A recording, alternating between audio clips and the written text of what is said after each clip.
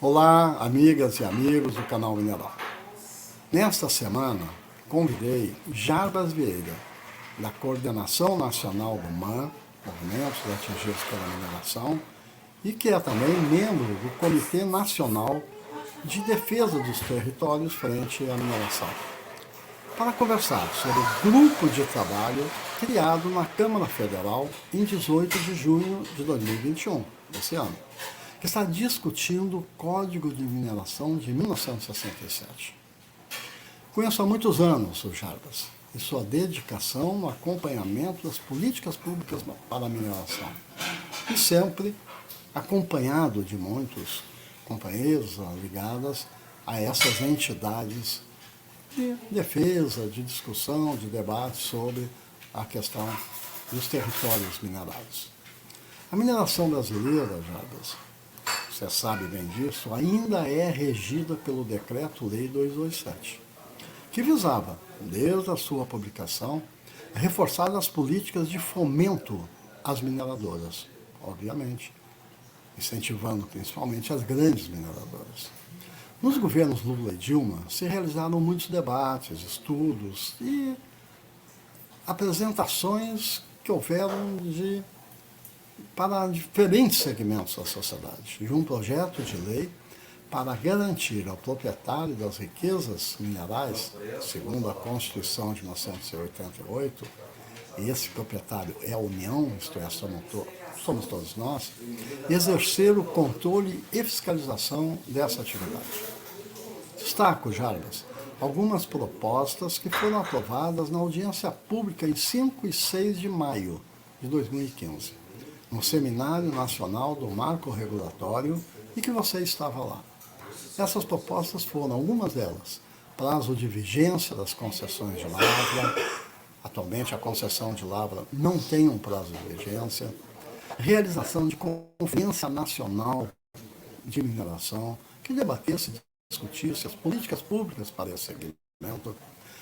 A participação especial para todos aqueles mineradores que possuem minas onde tem produções excepcionais, e essa participação especial além da CEFEM.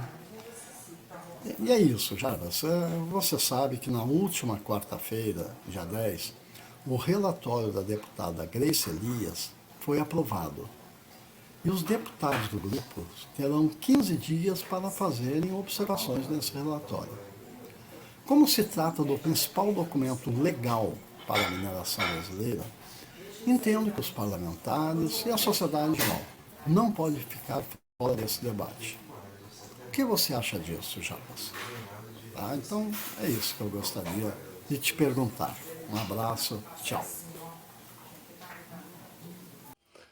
Claudio Clima, meu companheiro. Primeiro, agradecer em nome do MAN e também do Comitê Nacional de Defesa dos Territórios frente à mineração o convite para a gente estar aqui hoje dialogando, nessa sexta-feira, dentro dessa iniciativa do Canal Mineral, que tem trazido grandes contribuições e explanado para diversos setores o que está acontecendo nos diversos ramos da política mineral brasileira.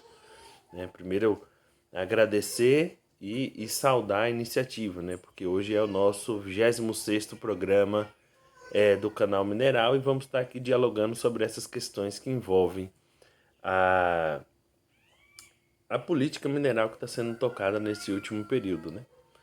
Bom, então sobre essas duas questões que você coloca, primeiro, que eu também estive, como você mesmo mencionou, na audiência pública de 2015 e uma das principais questões para a sociedade, para os movimentos sindicais, na verdade a classe trabalhadora organizada, é que precisamos ter um maior controle e uma maior participação na construção da política mineral e também um controle no próprio setor como um todo.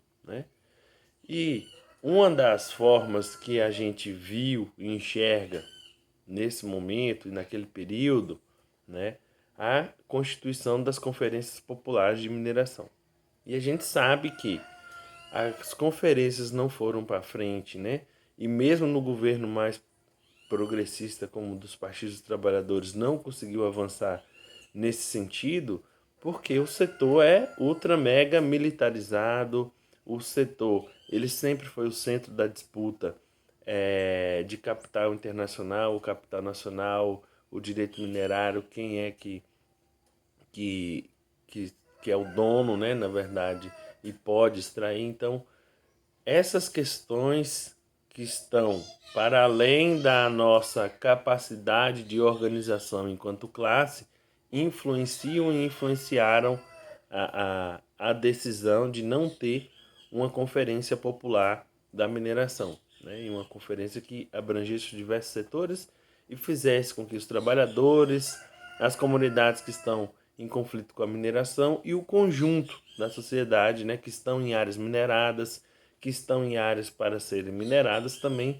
façam parte e construam essa política mineral brasileira, né? Que o de fundo é, desde a Constituição do Estado brasileiro, a população não fez parte da sua Constituição e assim também não fez parte e não fará, enquanto a gente não tomar as rédeas da organização do Estado, participação da política mineral brasileira. Bom, na segunda questão que você traz e coloca aí pra gente, né, em relação ao grupo de trabalho, primeiro que o grupo de trabalho ele é reflexo de uma política que foi desmontada, né, que vem sendo desmontada desde a década neoliberal, né? Então, o setor mineral, por pequenas medidas, tem feito as suas, os seus interesses serem efetivados através das mudanças de legislação. Assim foi com as primeiras mudanças no Código de Minas, no início da década de 90. Assim foi com a privatização da Vale, a mudança da legislação ambiental pós-privatização da Vale, que influencia o setor mineral desde lá, né? E aí nós tivemos os anos 2000, né? Que tem uma combinação de que uma economia dependente, como os nossos países latino-americanos, né, que vivem de um setor, né, basicamente que é da extrativo, né, de tentar que o Estado tenha um controle maior sobre esses bens minerais, né? Assim, os nossos países vizinhos da América Latina têm construído em relação à questão da mineração, à questão do petróleo, à questão do gás, né?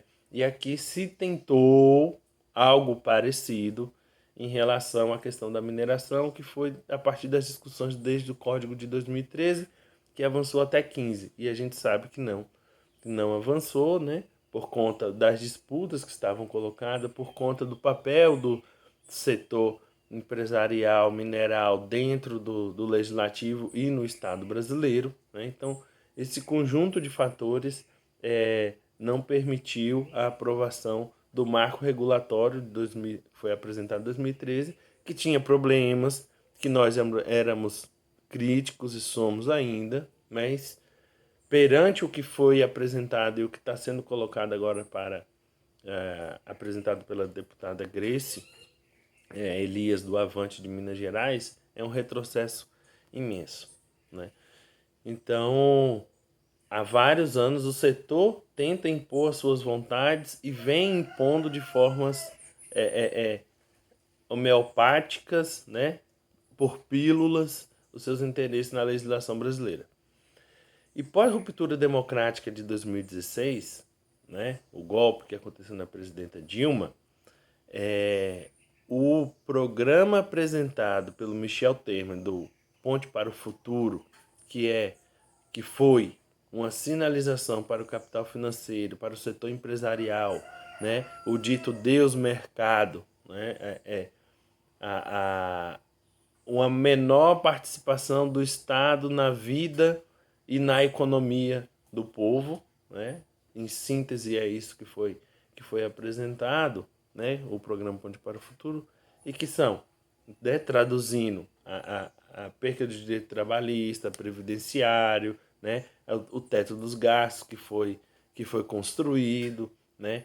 A flexibilização da legislação ambiental, a flexibilização da legislação mineral, né? A abertura de terras de compra para estrangeiros, né? A legalização da grilagem, né? Principalmente na Amazônia Legal. Então, isso tudo que tem acontecido pós ruptura democrática, que está se aprofundando no governo Bolsonaro, faz parte desse pacote maior, mais complexo, que já foi apresentado desde a ruptura democrática de 2016. E não é à toa que o governo Bolsonaro tem tentado aprovar o PL 5822 na Comissão de Minas e Energia, que trata da permissão de garimpo em reserva extrativa. Não é fora desse contexto que o Bolsonaro também enviou o PL 191 para aprovação de mineração em terra indígena, né? E não fora desse contexto que vem esse GT Mineração, que foi constituído em junho deste ano, né? E a constituição dele se dá num cenário onde há uma necessidade de extração, de flexibilização da legislação, né? Para ampliar a extração e acelerar os seus processos, né? Então, a gente percebe que a agenda construída pelo governo Bolsonaro é uma agenda que já vem sendo construída com o Temer e também atrelado aos interesses internacionais da OCDE, aos interesses internacionais da ICMM, que é uma agenda internacional que é imposta para o governo brasileiro, né? E eles dizem que, né, assim, os processos que envolvem a mineração no Brasil são muito burocráticos. Então precisa reduzir processos, né? Eliminar passos. E isso está escrito no programa Mineração e Desenvolvimento, no plano Mineração e Desenvolvimento, que foi lançado em setembro do ano passado, né? Então está lá qual é a agenda da OCDE e da ICMM e com quem que a Agência Nacional de Mineração tem construído a agenda da política mineral brasileira. Ponto. É isso que nós estamos falando. O subsolo brasileiro vai ser e está sendo entregue para os interesses do capital internacional financeirizado. Ponto. Bom, e o GT, ele foi constituído justamente porque não necessita respeitar a proporcionalidade das bancadas existentes na Câmara dos Deputados. Ele foi constituído porque ele tem um processo regimentalmente totalmente diferente das comissões, né? O que para nós uma grande aberração, né? Porque primeiro precisa respeitar a proporcionalidade partidária das composições dentro da Câmara e segundo, é necessário também garantir que outras comissões também façam parte desse debate, né? Porque não é um debate, não envolve somente o tema da mineração, né? Porque o discurso inicial que foi apresentado na fundação do grupo de trabalho é que seriam apenas mudanças pontuais dentro das 5 sub-relatorias que foram apresentadas. No entanto, ao apresentar o relatório esta semana, a deputada federal Grace Elias, relatora do projeto, pegou o Código de 67, que tem problemas, que precisa ser atualizado, né? E alterou parágrafo por parágrafo, alínea por alínea, artigo por artigo, e construiu uma proposta totalmente entreguista, liberal e que vai aumentar os conflitos, vai tirar o poder do Estado, né? E tira principalmente na verdade, não apresenta, né, nenhuma proposta de participação popular na política mineral brasileira. Bom, temos alguns pontos que são importantes para a gente trazer aqui nesse debate, Cláudio. O primeiro ponto é que a deputada Grace, ela apresenta, né, ela muda o caráter do papel do Estado sobre os bens minerais. Primeiro que no Código de 67 estava como responsabilidade e caráter do Estado de administrar os bens minerais, né? E a primeira mudança é que o Estado deixará de ser administrador e passará a ser um organizador dos processos e dos bens minerais do país. Ou seja, é organizar os interesses do capital internacional para atuação dentro do nosso território.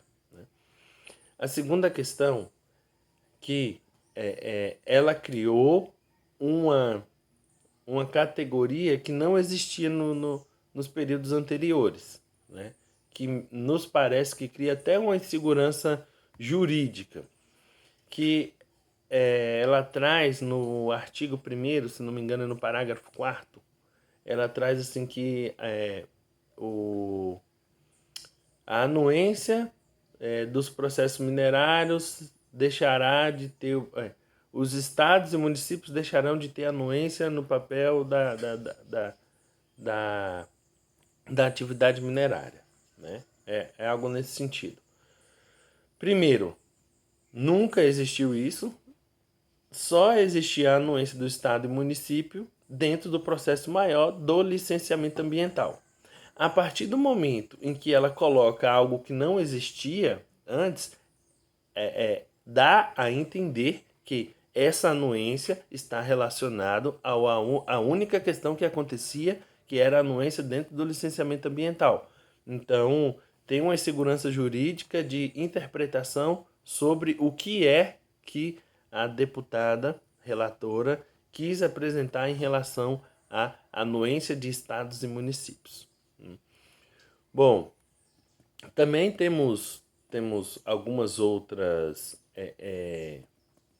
aberrações dentro dessa proposta, que, como eu disse anteriormente, ela está atrelada aos interesses que as empresas sempre tentaram impor e colocar na agenda, né? Nas discussões do Código, que durou de 2013 a 2017, né, que acabou sendo aprovado 3 Frankensteins, ali apresentado pelo Michel Temer, em 2015 existia no substitutivo do Leonardo Quintão, aquele que era deputado pelo PMDB de Minas Gerais, financiado pelas mineradoras, né, o artigo 109, que dizia o seguinte: toda e qualquer atividade que fosse de utilização do solo que pudesse causar impedimento à mineração teria que ter uma prévia anuência da Agência Nacional de Mineração, né? E aí nós estamos falando todo tipo de utilização do solo, né? Teria, se houvesse interesse minerário, o interesse minerário teria a prioridade, né? E aí, como esse artigo 109 ele caiu, ele não foi aprovado, né? Não só por não ter sido o substitutivo do Leonardo Quintão ter ido à votação, mas dentro do processo ele também foi retirado, né? Agora a Grace retoma esse debate de uma forma mais sofisticada, aparentemente até democrática, né? Mas aí a gente, quando junta o conjunto de artigos que são apresentados, né, o conjunto de parágrafos que são apresentados, a gente consegue perceber que, de fundo, é o artigo 109 voltando e tendo a atuação na prática dentro do setor mineral. E aí no artigo 42G, ela vai trazer o seguinte ponto: é vedada a criação de unidade de conservação, áreas de proteção ambiental, tombamentos e outras demarcações que restringam a atividade minerária, sem que ocorra ampla discussão, olha o caráter democrático, e participação da sociedade, da Agência Nacional de Mineração, dos titulares minerados, abrangindo essas unidades, bem como análise de impacto econômico de que trata o artigo 5º da Lei 13.874, de setembro de 2019, né? Então, há uma sofisticação que não é tão bruta como apareceu no artigo 109, né? Mas, assim, é o mesmo sentido, é o mesmo objetivo, né? Quando a gente fala em um ordenamento urbano, né? Que a gente sabe que o país ele tem muitas prefeituras têm essa dificuldade de construir um plano diretor, um planejamento urbano adequado, né? Caso haja interesse minerário, também terá que passar pela prévia anuência da Agência Nacional de Mineração. Demarcação de terra indígena e quilombola não ocorrerão mais, desde o governo Michel Temer já não estão acontecendo, né? E a gente sabe que com essa medida, esse artigo 42G que está sendo proposto, não ocorrerá mais demarcação de terra indígena e quilombola, né? Unidades de conservação, enfim, tudo que restringe a mineração terá que passar por uma prévia anuência, né, da Agência Nacional de Mineração, e assim como outros temas, assim, também tem uma questão que eles trazem da legislação que foi aprovada em 2017, né, que era a questão da utilidade, a declaração de utilidade pública para fins de desapropriação de áreas, né? E agora eles colocam que um parágrafo único ao qual as empresas poderão requerer da Agência Nacional de Mineração a declaração de utilidade pública da área para fins de desapropriação. Bom, temos vários problemas aí. Primeiro deles, essas desapropriação serão utilizadas com a força militar. Nós sabemos que o Estado brasileiro é desta forma que ataca qualquer tipo de resistência, qualquer comunidade que não queira um projeto e que esteja, né, resistindo a qualquer tipo de implementação de um projeto econômico ao qual ela não faz parte e já está dentro daquele território. Temos vários exemplos na realidade brasileira que foi tratado dessa maneira. Segunda questão é que não há nenhuma regulamentação, nenhum parágrafo posterior a isso dizendo de quem será a responsabilidade econômico-financeira para essas desapropriações dessas áreas que são de utilidades públicas. Se é o papel do Estado fazer essas indenizações ou se será o papel das empresas. Não há uma regulamentação nítida, né? Quem é que vai fazer, qual será o cálculo, a base, o perímetro, por exemplo, né? Não há nenhuma sinalização de uma regulamentação nesse sentido. Então, assim, são brechas que ficam abertas e que a gente precisa avançar nessa discussão. E assim, Cláudio, para a gente não delongar muito aqui no nosso debate, na nossa conversa, né, de sexta-feira, também eu queria destacar mais duas questões. A primeira, que a Grace traz, me parece que muito atrelada aos interesses da OCDE e da ICMM, que está lá, que precisa, que os processos são muito burocráticos e demorados, ela traz um conceito que é do executivo, né, que é a aprovação de uma legislação tácita para o legislativo, para o legislativo não, desculpa, para os processos dentro da Agência Nacional de Mineração.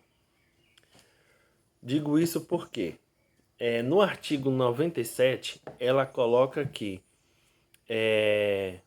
autorização de pesquisa, concessão de lavra, outorga e permissão de lavra de PLG, né, de lavra garimpeira, terão que ter os seus processos percorridos dentro da Agência Nacional de Mineração no período de 180 dias, de 6 meses. E a gente sabe que isso é inviável, né? por conta do sucateamento, por conta do quadro de funcionário que é baixíssimo, pela falta de recurso, né? Já está mais do que provado que a Agência Nacional de Mineração não tem condição de analisar cada fase dessa de processo dentro do período de 180 dias, né, com o quadro atual. E ela coloca aqui, caso não haja um parecer, essa solicitação estarão aprovadas tacitamente, né? Então, assim, é uma celeridade, é uma tentativa de abrir mais cava, né, de entregar mais rapidamente os processos para o capital internacional financeiro que atua dentro da mineração. E a gente sabe que isso tudo está muito atrelado ao ponto segundo que eu queria tratar, que é o quão capacho das mineradoras que esse relatório é.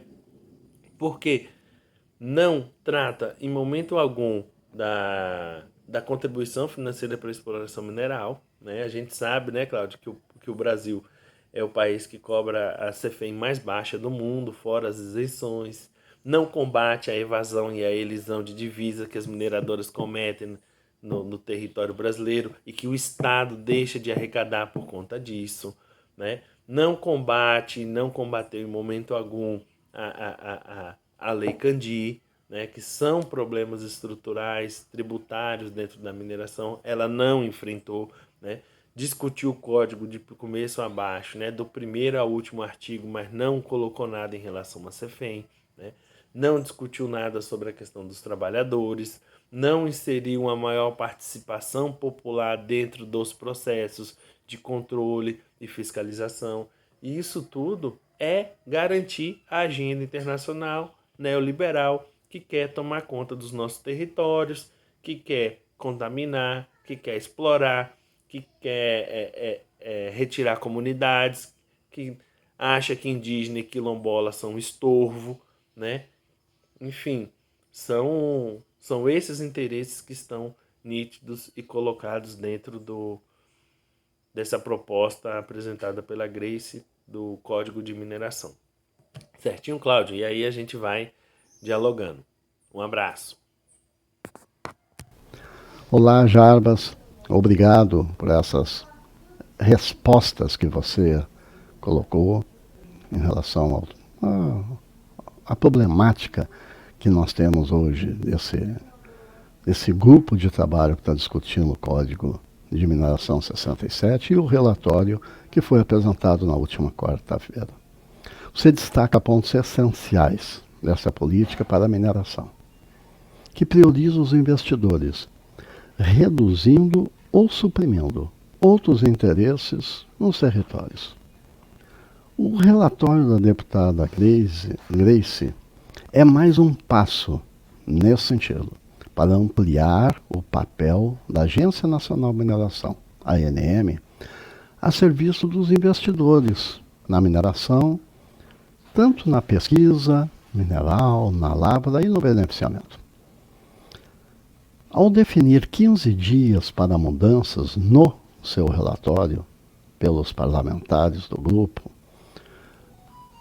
nos dá a oportunidade de aprofundar os pontos que você tão bem levanta, de maneira a contribuir nas discussões, seja do grupo de trabalho, seja desse relatório, do plenário, que a partir desse grupo de trabalho vai para um plenário, vai para o plenário da Câmara, e, com certeza, o mais importante disso, colocar esse debate também para os mineiros, os atingidos, os profissionais e todos os interessados nessa questão, nessa discussão. Eu vou conversar com os companheiros, com as companheiras do canal Mineral, para programar discussões, algumas discussões de maneira a estruturar e divulgar posicionamentos sobre o relatório e as mudanças que desejamos para o aproveitamento mineral no Brasil. Bem, dessa forma, Jarbas, se considere convidado, da mesma forma os que nos prestigiam com sua audiência, pois é importante ressaltar que o Código de Mineração de 1967 é a principal lei para a mineração no Brasil. Então, acompanhe esse trabalho que vamos estar fazendo e, com certeza, queremos que outras entidades, outras associações também enfrentem esse debate. Obrigado, Jarbas, pela tua contribuição.